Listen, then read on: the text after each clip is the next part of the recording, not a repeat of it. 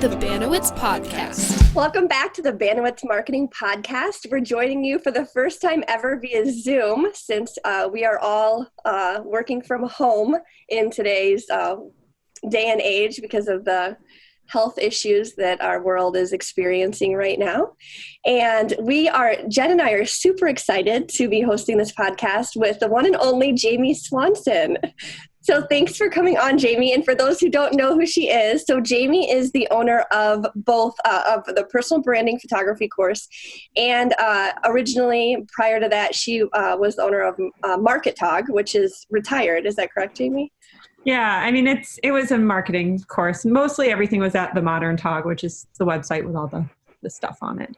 Sounds good. We are super pumped. So Jenn and I are like super fangirls of Jamie, and we are so blessed to be able to have her on our podcast and our first Zoom podcast at that too. So Jamie, why don't you introduce yourself a little bit and tell us what you've been up to lately? Well, I have been learning how to run an online business during all of this isolation stuff and just trying to figure out what the new normal looks like. Honestly, I had just gotten my business transferred from like a launch model into more of an evergreen model. I literally launched my evergreen with a live video the day after everything shut down. So like right as everything was closing and people were being told, don't go to school, don't do this. And that was just the day that I happened to have on my calendar to do that and was expecting that to really do well. And it didn't because none of my people could go and work and like just see, like I've been learning how to live this new normal. That's really what I've been working on. If you want the honest truth, that's been my focus for the last month or so. And I think a lot of people can resonate with that. Oh, totally. It wasn't convenient. Why can't we schedule this and plan for it? So Jamie, tell us a little bit about your family. So I have 6 children, ages 14 through 3. I homeschool by choice. I know many of you are crisis schooling or, homeschooling because you have to right now. But so I homeschool them in the mornings. And then I got a husband, we've got a dog. We live in northern Minnesota on Lake Superior in the woods. So it's a pretty nice remote place to be, especially right now. I can get outside without having to worry about running into any people. And yeah, I mean, I love to quilt. What do you want to know, Sarah? I like rainbow. You got a little bit of rainbow in my hair left. It's Corona fading right now, but we're one of the things that I love about you, Jamie, is that so before you became an entrepreneur, you were an actuary. Mm-hmm. And you're also a creative. So you're a photographer and then a quilter and a business owner. And one thing that our audience needs to know is Jamie is amazing with business leadership and marketing. She's excellent in that. And Jenn and I both have really been blessed, and our lives have been touched by your skills in those areas. So we really are thankful for that. It's been fun to get to know you and work with you these last couple of years. And I really like how you balance the two. So, an actuary has to be very structured and detail-oriented. Yes. I'm assuming, and then pairing it with the creativity. And I think that's one of the things that I really resonate with you is like balancing the creativity with the structure. Mm-hmm. It's something that's really neat about you, Jamie. And thank you. Yeah. Okay, so what products or services do you provide, and how is this changing? So I'd like our audience to get a little bit of history on how you got to this point today, and then how are things changing with this whole COVID-19 crisis? Sure. So I started the online business in 2011 after my photography business grew really fast. I was a photographer. That's where I started. And I had other photographers asking me, how in the world did I do that so quickly? I was able to go from not being known anywhere to completely, fully supporting our family in 19 months and leaving my actuarial job. And so I started TheModernTog in 2011, and I just taught any photographer doing business, which at the time was super niche because everybody was doing camera reviews and how to take better photos and whatever. There was literally 20 people or less, just the business side of photography. And over time that became very saturated, super saturated. We grew really fast, and then we started to see our results kind of decline, and started to decline pretty significantly. Like I think 2013 was our high year. 2 years after that, we had dropped to almost half of what we had been making before. And then we knew that we had to change something. And so my husband and I were talking and trying to figure out what to do. And, I kind of wanted to start working with entrepreneurs, but I didn't know what I would do there or what I would teach there. And it really shook my confidence, but just kept moving forward and taking steps. Sometimes I think when we're stuck, we don't keep moving because we want to figure it all out. And you just have to keep moving and trying stuff until something really sticks. And one day, I was like, well, okay, what's working in our market right now? Like the people who are really crushing it have personal brands and they are the face of their company. Now, being a mom with 6 kids, I did not want to be the face of my company. There's all the safety stuff. There's also like that feeling of obligation of having to show up all the time every day and always be on social media. And I really like to check out and get out in the woods. But I'm like, okay, well, let's batch it. Let's make this easy. Let's go and get a bunch of photos done. I work with photographers. It'll be easy to find somebody. And we'll do Instagram. We'll just schedule it out. And I could not find more than 4 photographers anywhere who really understood what I needed as an entrepreneur. And that's when the light bulb went off, like, oh my goodness, this is awesome. Because there's thousands who take beautiful photos, but the ones who really understood what I needed for the strategy behind it and who could really tell stories and images.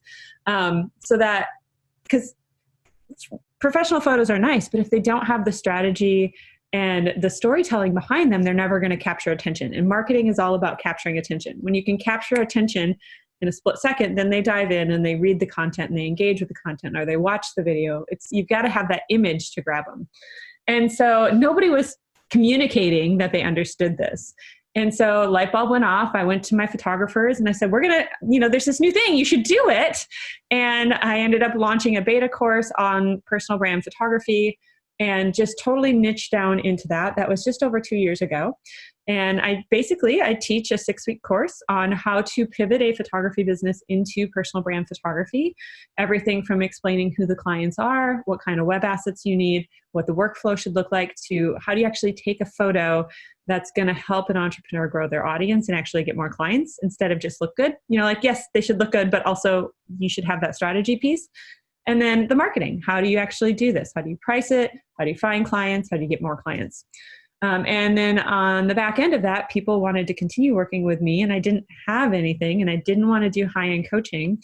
And so I started a membership where we do laser coaching sessions. They're 15-minute sessions. I release 1 to the group per week so people can sign up for them. We record them and then we share them with the group. And so I've got the course, I've got a membership, and the only other thing that I really focus on selling is a contract that photographers can use with their clients. And that's where I've been for the last 2 years.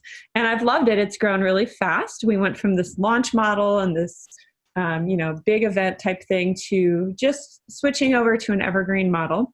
And then the virus hit the US and everybody realized how serious it was and everything shut down. I literally launched my evergreen funnel the day after it all shut down. And my income dropped like 80%.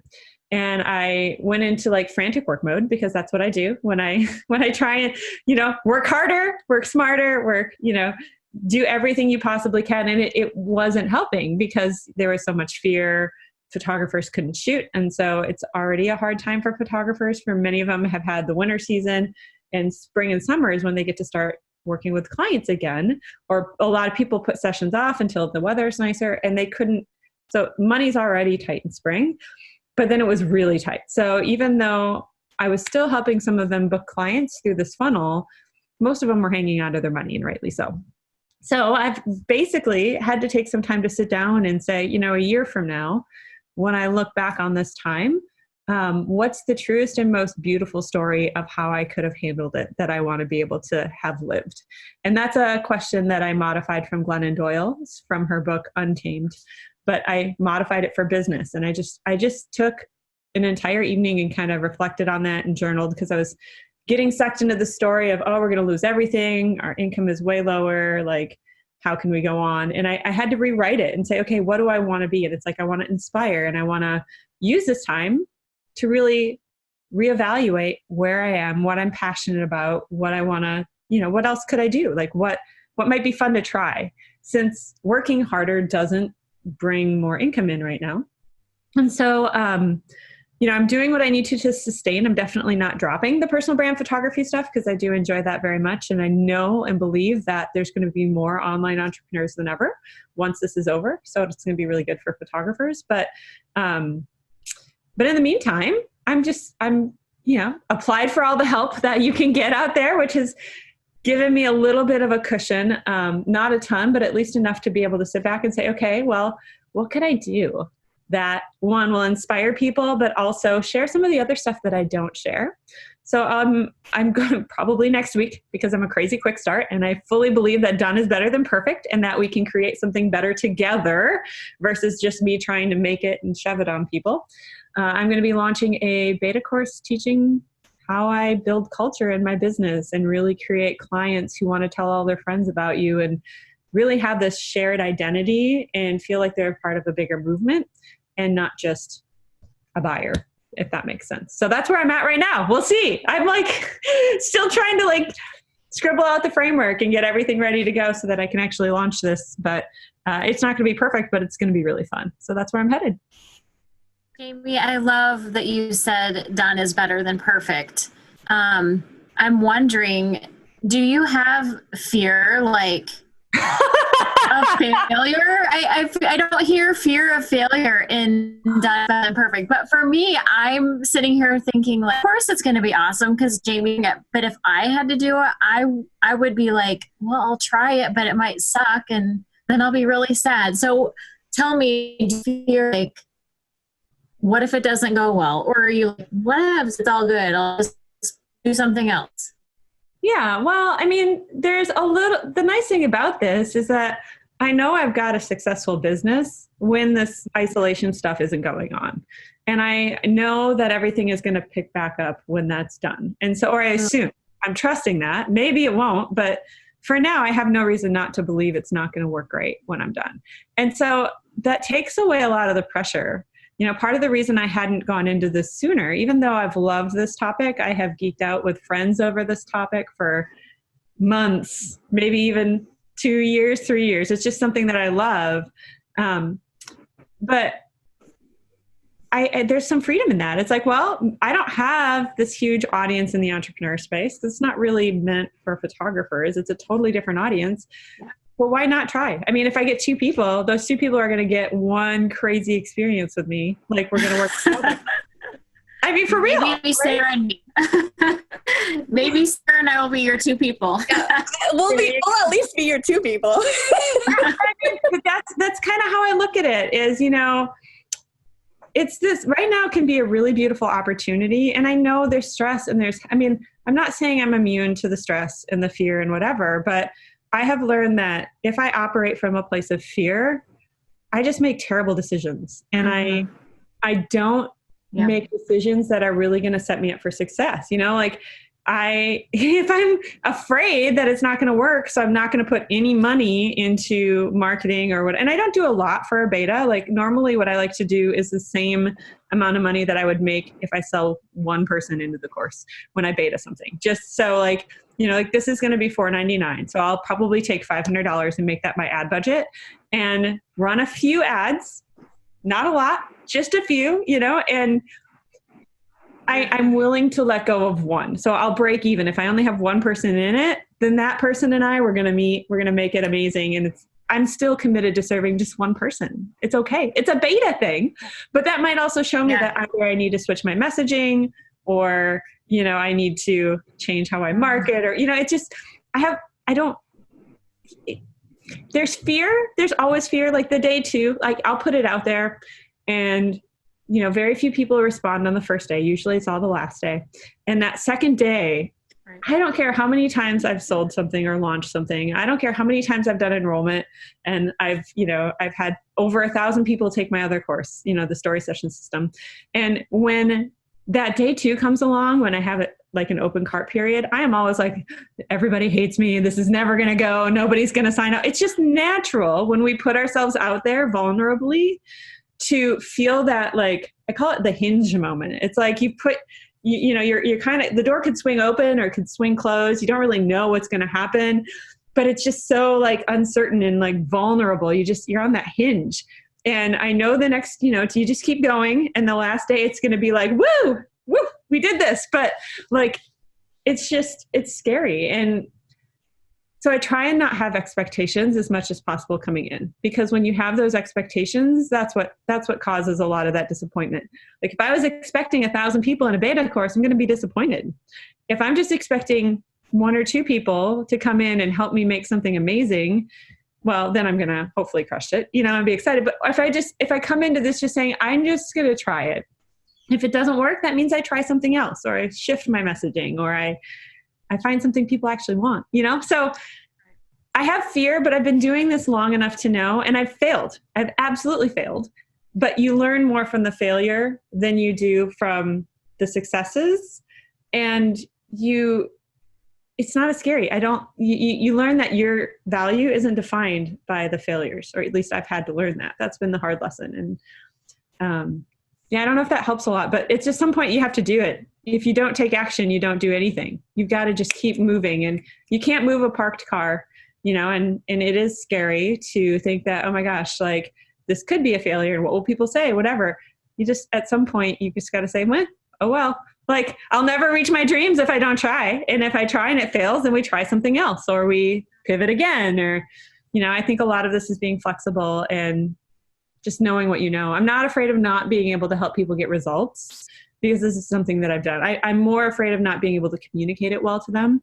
Not really afraid, but more, that's why I love the betas, is because then I find the places where things aren't clear, and then I have to try and explain it again. And like, oh, okay, so you didn't understand that. Let me try and explain it in a different way. And it helps me make better content. It helps me build more relationships. It helps me really, truly understand what people need in order to get results. And I'm doing it to help people get results. So, it's a win-win-win. Like, no, it's not perfect. But even if I thought it was perfect and launched it, it wouldn't be perfect either. So why not come into it just saying, hey, here's what it is. We're going to figure it out together. But then I can serve so much more, and I can be reactive. So I love it. I'm excited about it. We'll see if we get many people in. So at least it'll be you guys, I guess. We don't even know the price yet, and we're like, well, we're there. $4.99. It's there. It's out there. I am just sitting here grinning, because this is so we scheduled this podcast before COVID hit.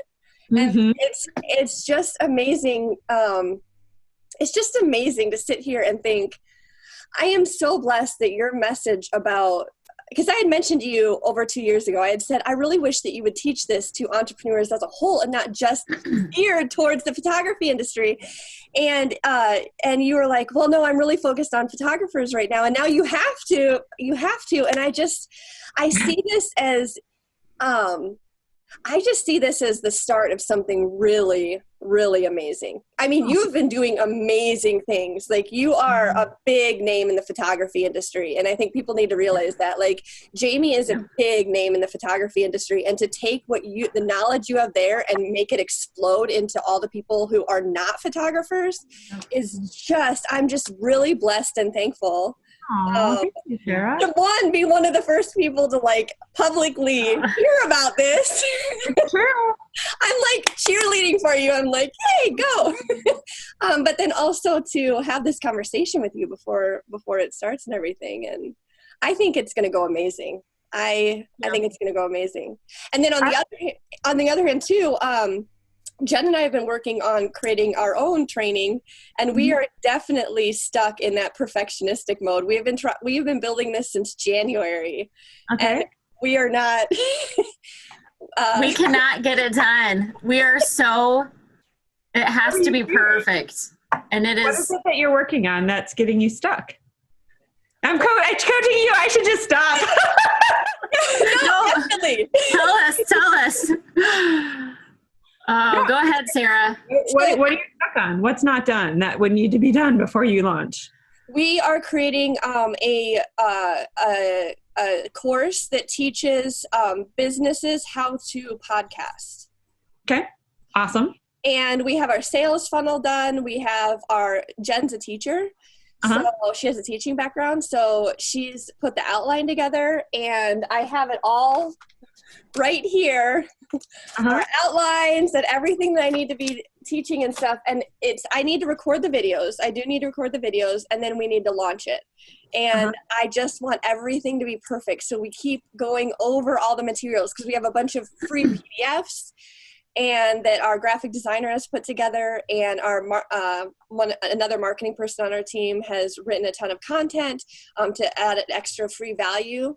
And we just are nuancing it. We just keep going over and over and over again and nuancing it. And we even have people saying, when you release it, we want to know. Yes. And the crazy thing is, I was building our website for it. We have like a landing page for it. And I was on there this morning, and I cannot get the blue to be the exact right hexadecimal number. And it is driving me mad. It's like off a little bit. And I just keep thinking, we can't launch while these blues don't match. But maybe we actually can. I don't know. I just keep thinking like it has to be perfect, but maybe the blues don't have to match. I mean, that's the nitty gritty that we're down to, is like these blues are off a little bit. So what's the fear that's actually making you want the blues to be perfect? What's the fear I want it to be that's serving you? Yeah. It's because I think somebody's going to look at it and be like, well, their blues don't match. And not take That's us definitely what I would think. It will fail. And I'll be like, yeah, we've put so much weight into this. Like, we've paid, like, if we were building this for someone else, it probably would be a $20,000 to $25,000 product.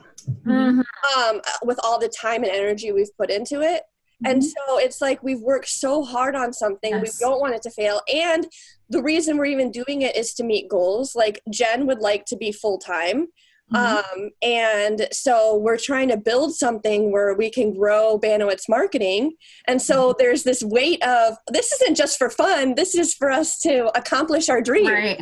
If it doesn't work, you don't get this accomplishment that you're looking for. You don't bring, so like there's disappointment that you'd have to face, right? Yes. So it's easier to like fight the color blue.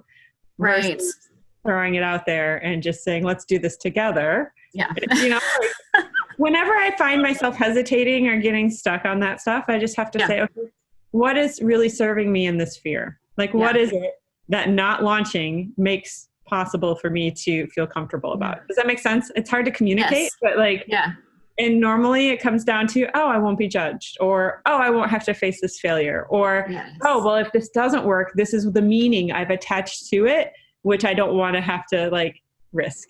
You know, it's easier to say, well, I've just never done it, so I'm not going to fail, or it's not going to, you know, whatever. So this is all I mean, this is, most of this is blank paper, but I have scribbles. It's not even like outlined. It's just like, this is what I'm doing to plan. And it's just trying to get crap out of my head and figure out even a framework. There'll be no website. There'll be an order form. There will be no sales page. It is an order form. It will be a video, maybe, and a podcast for sure. And that might be it. It'll be a Facebook group where I do the videos live.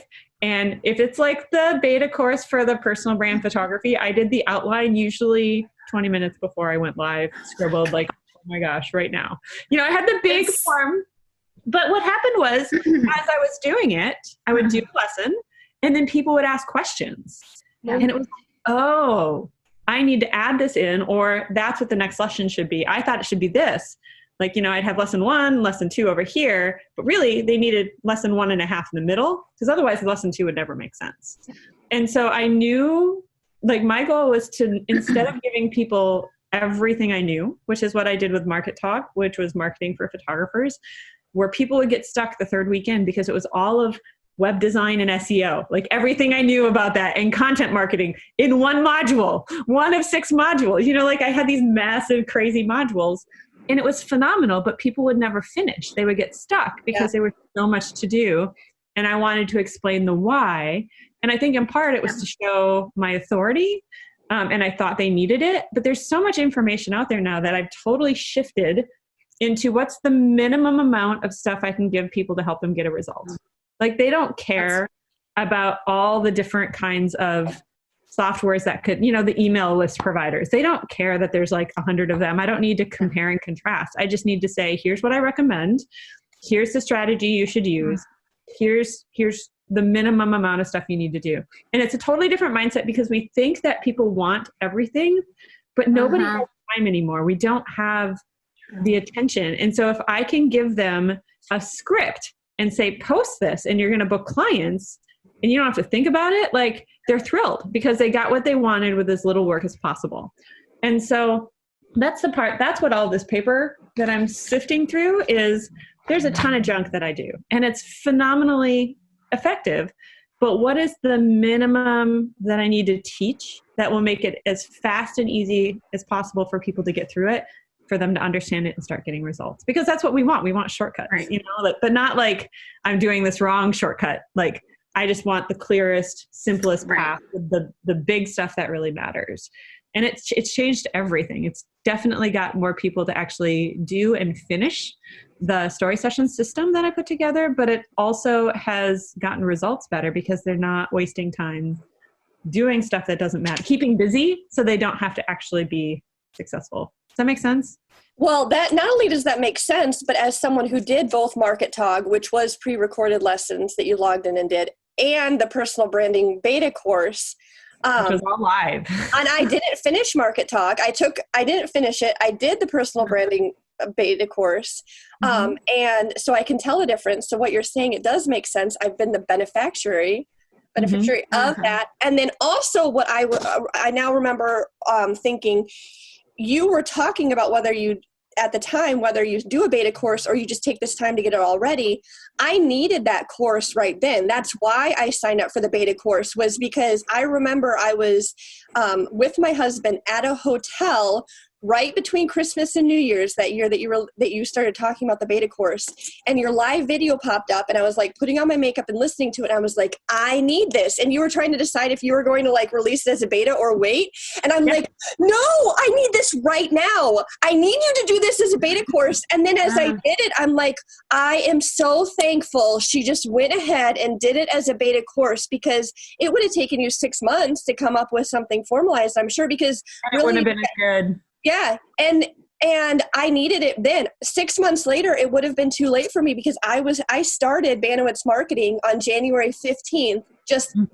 I literally started Banowetz Marketing and launched Banowetz Marketing while taking your beta course. And so I was actually implementing the things that you were telling me to do at the moment to start Banowetz Marketing. And it really gave me a very strong start. Yeah, well, and you know, I wasn't planning on doing a beta course because I used to be a perfectionist, which is why everything was pre-recorded with MarketTog and the pretty branding and all the stuff. And I thought I needed that to have the authority. But really, you just need to set proper expectations. If you tell people, hey, I'm doing this live because I want to figure it out, I want you to be a part. People love this part of what I'm going to teach, but people love to feel like they've actually played a part in creating something. They'll actually help spread the word about it when it's done if they know that they contributed in a way that actually shaped the content. Sure. And so the beta courses, the videos were a lot longer. I think they're closer to like half an hour to 40 minutes a day. And then what I did is I took that. I had money to invest because I had charged people up front, right? And so I took that money, I hired a team to help me manage the group's questions because so many questions were coming through. We had 167 people go through it. I think we had it was insane. It was like 16,000 comments within the first couple of weeks. And so I couldn't even keep up with all the questions. So they actually were grabbing all the questions and categorizing them for me and saying, hey, this has been asked like 4 times. Can you do something on? Because I couldn't keep up with everything. And so I had money to help actually manage the group. And then also they took and they audited the content so that when I went to redo it again, I replayed it one more time because I didn't have time to actually redo the lessons. But then in summer, a few months later, I had money to hire a video team. And I had this beautiful, succinct outline where I could do much shorter, more succinct lessons because I had had those conversations and I knew where people were getting stuck. I knew what questions were coming up that I needed to clarify. I knew what people didn't really need or do that I could pull out that wasn't necessary. And it was a beautiful collaborative experience that, it's so much better to have the money up. If somebody wants to do this, they don't want to invest $25,000 before they make a penny. Why not make $70,000 and then use that to invest into making better, because then it's not like taking out debt. It's not risky. And you know that people actually want it, as opposed to, I originally thought about launching a higher end coaching membership. So I said, hey, I'm thinking about, maybe you remember this, Sarah or Jennifer. I think it was after the one where your course, Jennifer. But I had said, hey, I'm thinking about doing this. It would be like $200 a month or $299 a month, small cohort, very hands-on. I said, but I need 20 people to make it worth doing. I think we had 8. So I said, okay, not going to do it. Like, great. Now I know you guys don't want the high-end membership, because we had a few hundred people at that point go through it. And so if only 8 are interested, then that's a bad offer. It's not bad or wrong. It's just, I would have invested in building a website and nobody would have bought. Now, instead, it's like, oh, okay, well, the next time I ran it, I'm like, how else could we do this? And the new laser coaching method of doing it, where not everyone gets a coaching session, but they can apply for a spot. And if they get, it was different. It was a totally different, much easier, much less hands-on intensive for me, but still very helpful for people kind of model. That worked really well. I had 30% of the people who were alumni and through the course sign up for it. So that's a win, So it's like, 8 out of a few hundred versus 30% is a massive shift. And so that's what you can, when you beta course, you put things out there and say, hey, it's not perfect yet. I'm thinking about doing this. Are you interested? You'll know really fast, and it'll save you a lot of mistakes, and it'll help you keep that momentum going. And so, it just makes it easier that way. Podcasting, there's people who need help with podcasting. How can you get it to them faster? How can you really make it happen so you can have some of this money to invest back into your business, to bring Jennifer in full time, or, whatever you want to do. So it's exciting. It's scary. I get excited by this stuff now because I've done it enough to know that it's all about the offer and knowing what people need and getting them a quick win. I think that those are good points, because I think we've been waiting just for perfection. And again, you said done is better than perfect. So maybe this is when we start to launch, we say, this is our first course that we're offering. Join in and enjoy the ride. And I think that's, for me, sets the expectations, and that feels good. That feels like a win automatically. Yeah. Sarah, it will force you to do the content. Yeah. You have to get up every day and do a video, and people prefer having access to you as opposed to just watching you on a video. That's true. They get that relationship with you. They get that conversation with you, and then you can take those and make it into something much more succinct. But there's something really special. The beta course model is such a beautiful method of doing things. It's just a really neat. There's a book called The Power of Moments by Heath and Heath, Dan and Chip Heath. They're brothers. And it talks about shared experiences and how they really build that connection with each other, with other people. It's kind of things that you remember. And a beta course is an experience. It's not a course. It's like a conversation. It's not just a one-way information dump. It's literally dynamic. And so that's why it's so powerful. They're usually less expensive. They do have to spend more time doing it, because you are going to be figuring it out. Might not be as polished, but a lot of people really love. And I think more and more people are moving towards that, having that interaction and that conversation, the access to you to be able to really figure it out. So I don't know.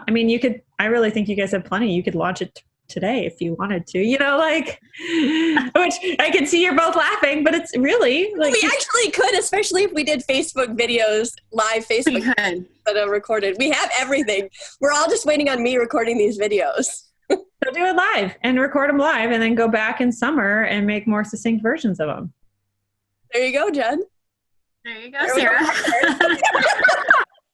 You're never going to invite me back again. No, you're amazing. You're amazing. Okay, so we need to wrap up. So to wrap up, I would love our listeners to get, I know that you don't have your succinct sales offer yet or anything like that, but for next steps, you're going to be launching this beta course for entrepreneurs. Yes. Give us a brief overview, and then where should they go to find it? Should they just go to your Facebook profile, or where should they go next to find out about it, since you don't have a sales page yet? I don't have a website. I don't have an opt-in. I don't have an email list for them to join. I don't really have a Facebook page dedicated to this. Look at all the things I don't have that I know you tell all your clients to have. And we have so much faith in you, Jamie, that we are both like, oh, it's going to be great, though. We know it's going to be great. Beta launching. Okay, so the best place to go would be to my podcast right now and subscribe, because I'm actually talking behind the scenes of what I'm doing to launch this. Like, you guys are hearing a little bit of it here, but how am I launching something new with literally no audience? So it's called Personal Brand Journey with Jamie M. Swanson. It's on all the podcast players. You can also go to pbrand.me, and that'll take you to the podcast page itself.